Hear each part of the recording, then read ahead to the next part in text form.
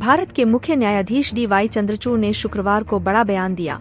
उन्होंने कहा कि कानून की उच्च शिक्षा को दूरदराज ग्रामीण इलाकों तक बढ़ाया जाना चाहिए। उन्होंने इस बात पर जोर दिया कि छोटे शहरों के छात्र वकील बनने के अवसर से वंचित न रहें। चंद्रचूड़ ने यह बातें Rajendra Prasad national law university के उद्घाटन समारोह में कही। उन्होंने कहा, टेक्नोलॉजी ने हमें दूरदराज के छात्रों तक पहुंचने की क्षमता दी है। कानूनी शिक्षा में विकास के बावजूद समकालीन कानूनी शिक्षा प्रणाली केवल अंग्रेजी बोलने वाले शहरी बच्चों का पक्ष लेती है।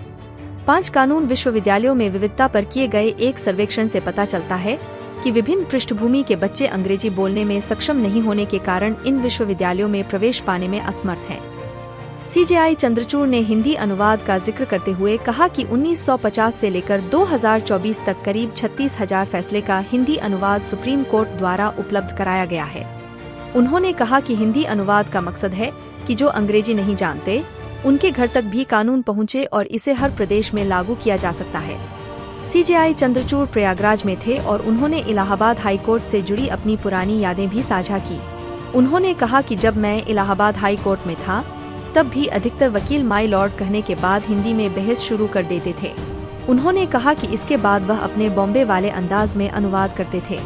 CJI चंद्रचूड़ ने कहा कि हम शिक्षा में बराबरी की बात तभी कर सकते हैं जब सारे समाज में बराबरी की बात लागू होगी और लोग अपने अधिकार की बात कर सकेंगे। उन्होंने देश के प्रथम राष्ट्रपति राजेंद्र प्रसाद को भी याद किया। CJI ने कहा कि उन्होंने अपनी वकालत की पढ़ाई प्रयागराज से ही की थी और उनका नाम पहले राष्ट्रपति के रूप में इसीलिए आया क्योंकि वह बहुत काबिल थे। CJI ने मुंशी प्रेमचंद को भी याद किया।